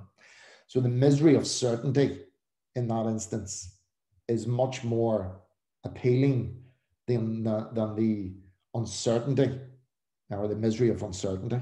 Okay, and that's often what drives people to remain in those relationships that are abusive. And really, as we continue those assessments and work with that individual, it's working in that collaborative way that helps us better understand some of the choices that they're making at any particular given time. Okay, and your scoring, as I mentioned, in that. Okay, domain 2 is, again, 4 items, runs from item 6 through to 9. Item 6, which is the response of the person following disclosure and awareness of the concerns. You'll know from other assessment, protective parenting assessment tools, that this is the one area that really was weighted quite heavily. But those functioning assessment models were really considering in intrafamilial cases how the non-abusing parent supported the disclosing child's disclosure to the criminal justice agencies. Did she automatically believe and did she support the child through that process? This is asking a bit more, okay? Because what we expect is that many parents or partners will struggle in their acknowledgement at the very beginning. As I mentioned, it's like a bereavement, it's a loss. And their capacity really to process that event is often impacted or influenced by their experience of their disclosure and their relationship to the victim, okay? So if they have no relationship to the victim, if the disclosure comes as a consequence, for example, from a previous partner, that might have an impact on their response, their initial response to the disclosure. So what you might sometimes hear is the proposed care describing these very abusive behaviors in very similar terms to the person of concern, rationalizing it, minimizing the act as maybe something minor, out of character, unlikely to reoccur again. So you get lots of features like denial, this transference of anger that I spoke about, minimization of the issues, and maybe ambivalence towards the victims of the behavior. And again, that's not some deep-seated psychopathology. That's a point that we should expect most people to begin. Their reaction is a process that occurs over a period of time. We're not making judgment based on this snapshot of their response at the point of disclosure, okay? Item 7, insight into the person of concern. Again, this processing of a trauma post-disclosure, and some individuals really struggle to accept that their loved one or their partner has been capable of engaging in that behavior or that act. And really the challenge at that point is for the proposed care to really acknowledge the reality of the abuse, and is there a likelihood of that person engaging in the behaviour again. It's not placing any notional risk category on the person, but asking the question, is there a likelihood or a potential of that engaging again? Some will say no. Does that rule them out? So a denial of the risk at all. The question would be then for the assessor across the other domains is, does that negate their ability, because they deny that something occurred in the past, because they can't accept that, does that intuitively remove their understanding about the need to manage the relationship between their children or a child and that person of concern? And therefore, the one item like this does not necessarily rule out everything else. We're asking Insight to really get the individual that understanding is the first step to change, and do they have that understanding of what precipitated or what triggered the individual's past engagement in the behaviour, or do they continue to justify and rationalise? Are we hearing his voice through her, and therefore does that leave her vulnerable to sort of like an unquestionable acceptance of those very self-serving explanations from the person of concern? And again, rather for the assessors, rather than just dismiss that out of hand, so that the proposed carer's explanation of the abuse, so she may, for example, denigrate the previous partner who was a victim of domestic abuse, and rather than just confront that head on, what we really want to understand is, how has she arrived at that conclusion? And this concept leaned and genuinely understanding how she has arrived at that conclusion really is about probing the strength of the rationale behind that position, or is it something that she's teetering on because he's told her?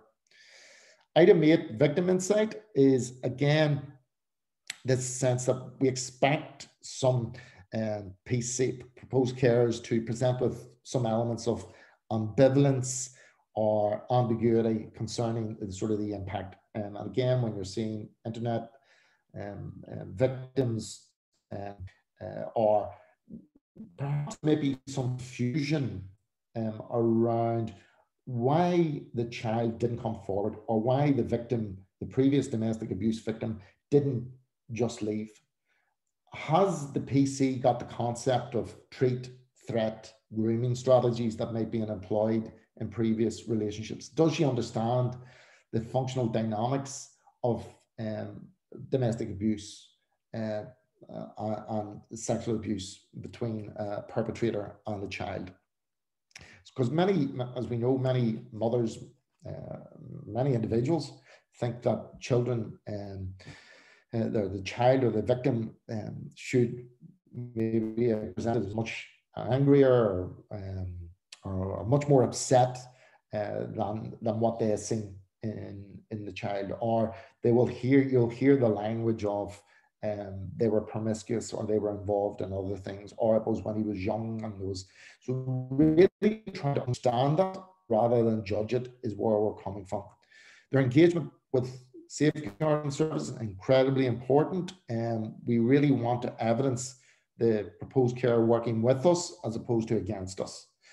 Ultimately, we also need to understand in those instances why they don't, okay, and those cultural impacts that might be around for those individuals. And again, scoring that might reflect that is, for example, in relation to cooperation with safeguarding, is that the proposed care accepts and understands the child safeguarding issues, the signs of safety, the risk management plan for the person of concern, and as evidenced, has demonstrated that she's adhering to these, that there's not been compromise. She might have reported previous breaches or compromise, and she's been very open and working with us. That would be a score of 0 and potentially a real strength. One, there's some equivocal understanding of the child's safeguarding issues, the signs of safety plan, etc. Or 2, she's not accepting of it, she doesn't understand it, on the risk management plan of the person of concern hasn't been adhered to. Okay, and again, what's behind that? What are the concerns, and what is it we need to do? And again, you're highlighting whether or not this is a critical issue, a protective item, and area of concern. So parenting capacity links to domain 3, and very much parental empathy in this context, as he touched on briefly, it really refers to the responsivity of the proposed carer to the needs and the presentation of the child. So we know that issues like domestic abuse, mental health problems, substance misuse can make some parents emotionally unavailable, and there's some distance from their child. What we're really looking is to understand what's getting in the way of that. And is it some of these issues that has been around in the past or has been exploited in that individual in the past, which means that they haven't held their child or the child in mind, okay? Do they have a relationship with that child and have an understanding of the range of that child's needs generally? I was doing an assessment last year, and a partner of the person of concern, who wasn't the mother of the child, but was being asked by the Child and Family Agency to take on the role. Now, this child had been exposed to significant abuse and violence, was afraid of his father, and the proposed carer, the partner, his new partner, referred to him as a cold fish, as somebody that he had difficulty warming, or she had difficulty warming to. Now, again, no understanding perhaps of why that child may have been reluctant, or may have been avoidant, and not overly empathic towards her, would have had a certain influence on her decision making. Parental authority is really, the assessors are being asked to consider who holds authority within the home, and is there evidence of that? And also, do the children see the parent or the proposed carer evidencing consistency in that authority? Okay, has she followed through, for example, on boundaries and maintenance of safety plans, etc.? And ultimately, we're asking the question not only of her, but through the assessment of him and the voice of the child assessment, is do the children see her as holding authority and likely to follow through on any concerns that they may have? Or are they hearing from her, wait until he gets home, as an attitude? Okay. In new partners, are they moving in and very quickly asserting themselves in particular parental roles?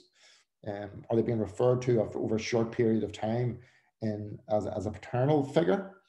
And are they holding disciplinary responsibilities or roles within the home? All of that would really negate the sense in the children that the proposed carer holds authority and is likely to act out on this if they have concerns. Would they report those concerns to that individual?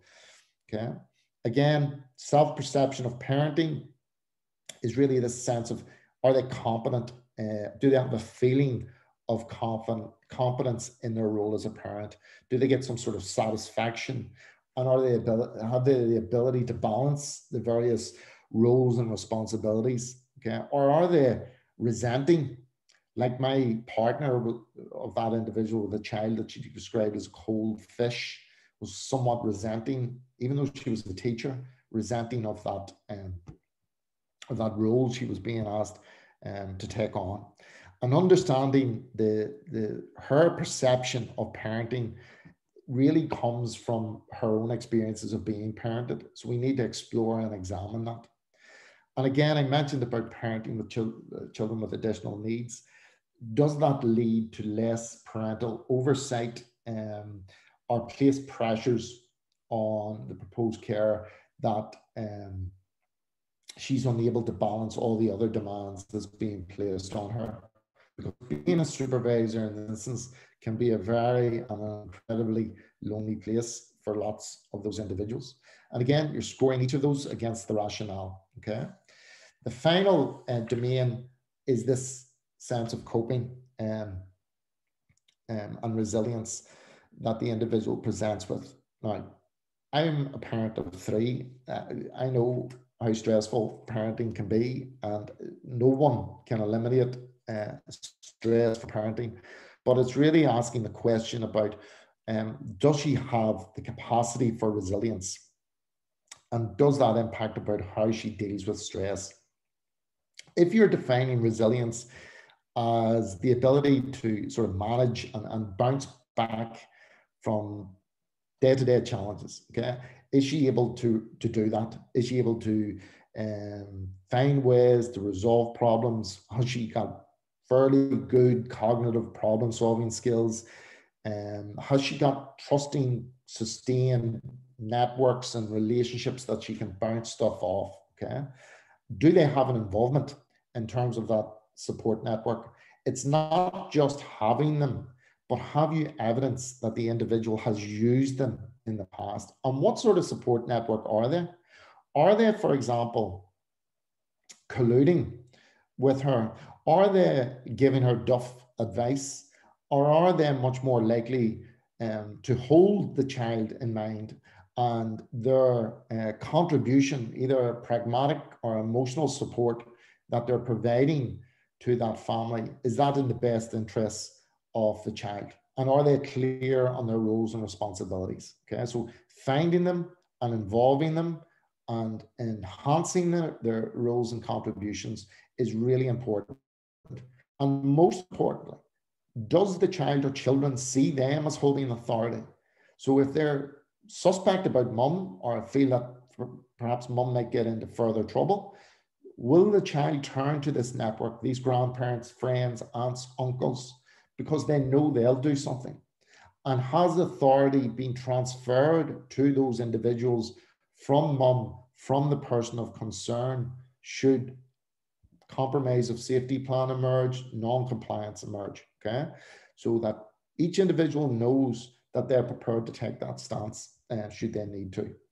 Again, issues around substance misuse, we've mentioned. It's not about the social drink, but really about that problematic substance misuse. Is she prone, for example, to take a glass of wine, 2 sleeping tablets, and go to bed?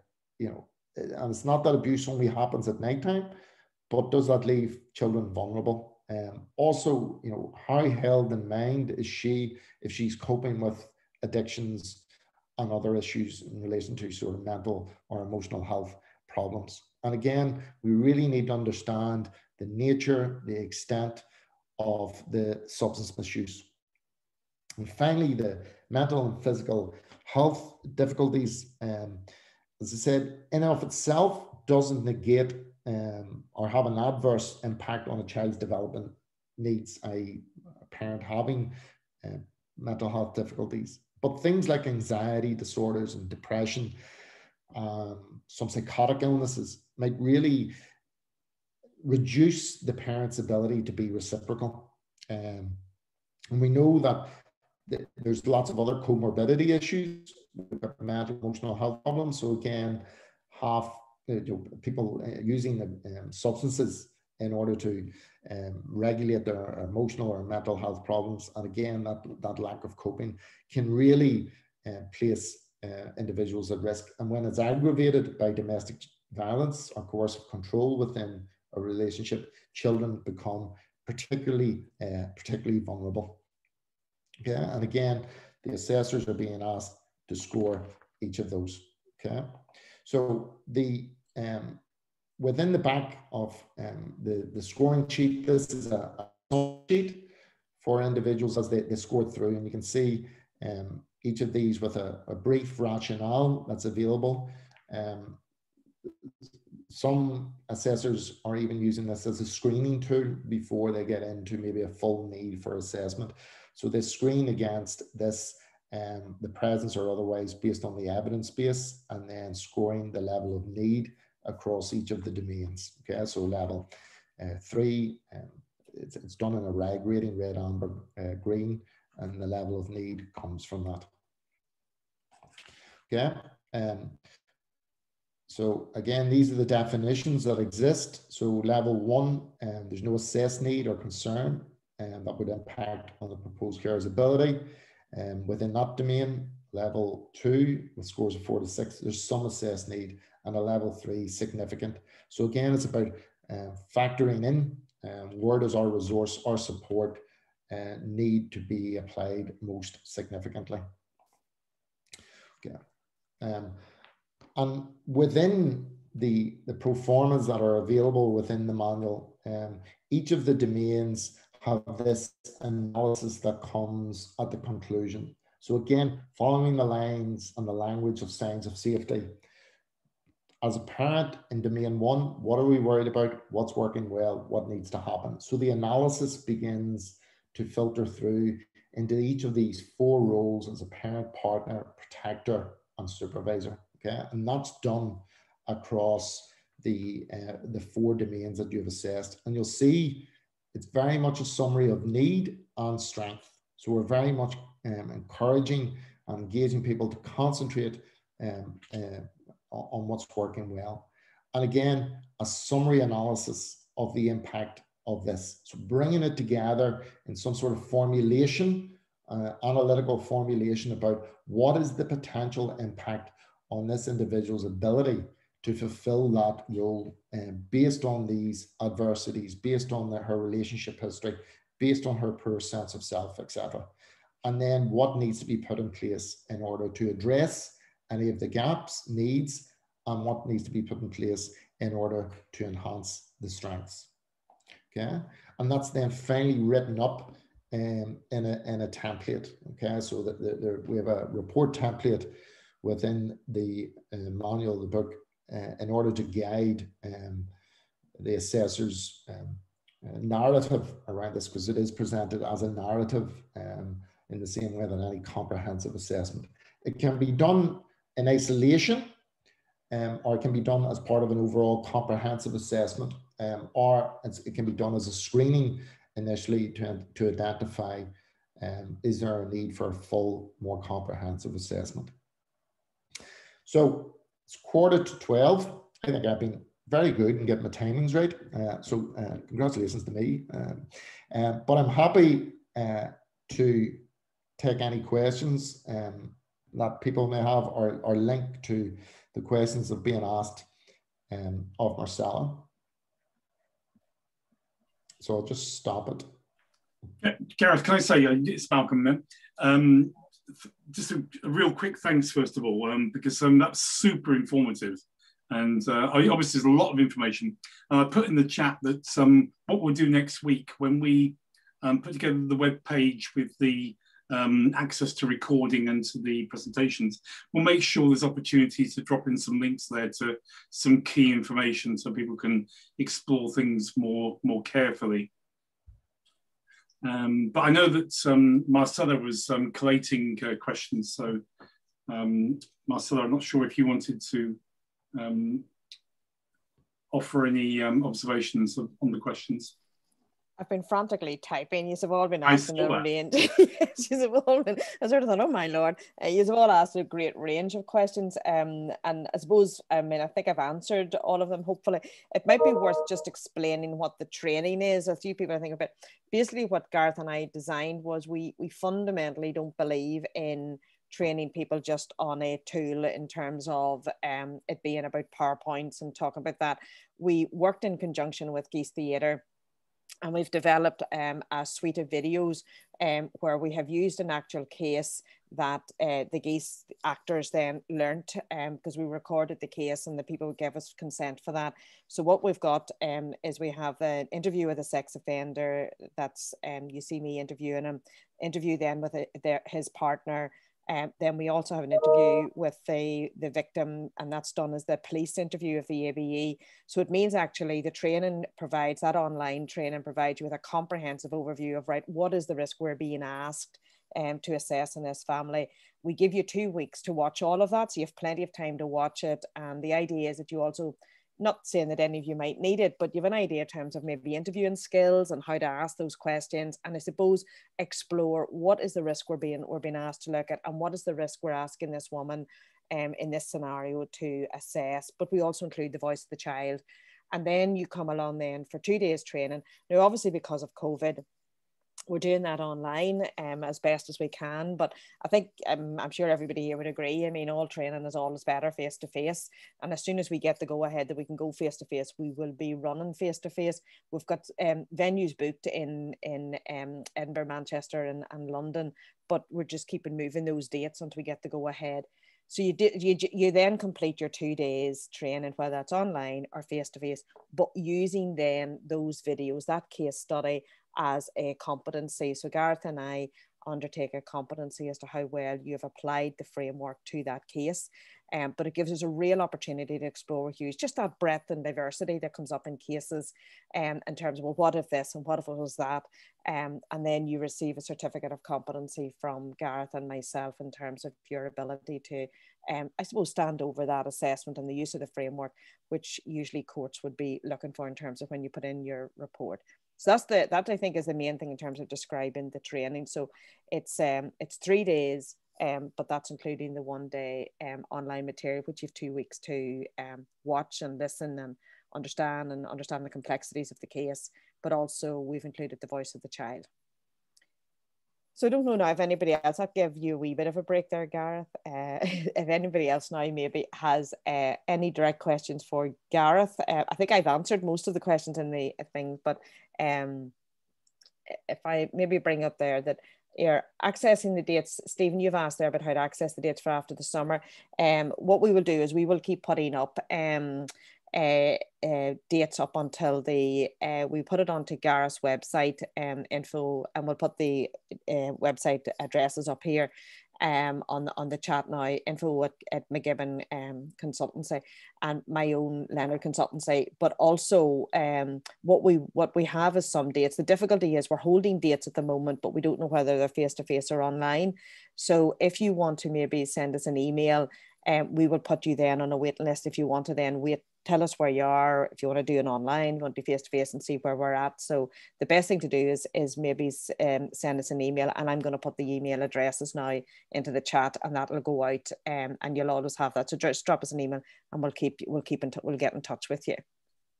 And Marcella, I was thinking we'll just make sure it's all up on the webpage next week as well. Thank you. That's great. Yeah, can go to one place rather than trying to remember 3 or 4. Yeah. So I'm happy for anybody else to ask any questions.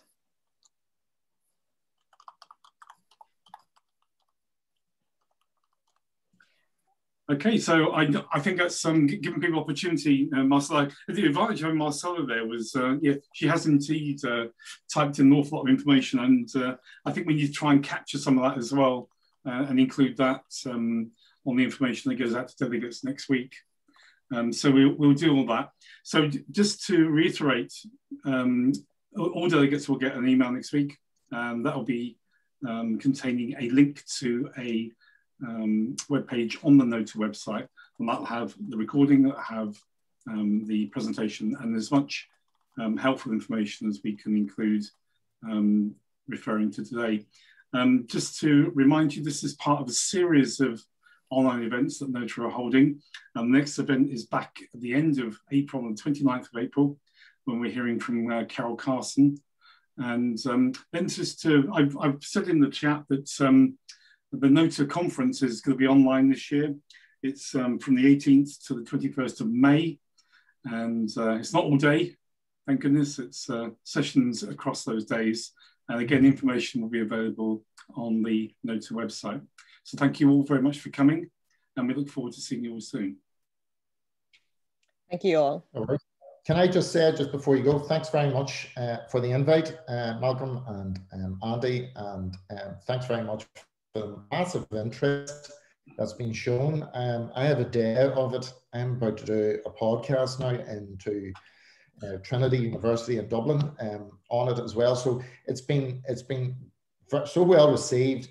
And it's great that people are getting some benefit from it, and I'm delighted for that. And I'm delighted that it's been given the spotlight that I think it deserves. As I said at the beginning, it was born out of necessity as a practitioner. I think it meets a need. And going forward, if there's an appeal out there, if people would like to do evaluating PhD or doctorate on it, we're more than welcome to that, to putting it up for that evaluation. We're going to be hopefully evaluating it over the next couple of years as we gather in information in the same way that we've done with the pilot. So we're constantly trying to see and improve, because it is an area that has been not hugely neglected, but largely neglected in comparison to maybe other areas of research in this field around sexual and domestic violence. So we're keen to keep the conversation open and going. For me, thanks very much, and I'm sure I'll see you at some point. Indeed. And Gareth, if you and Marcella can stay online, that'd be great, and we'll just have a quick catch up with Andy.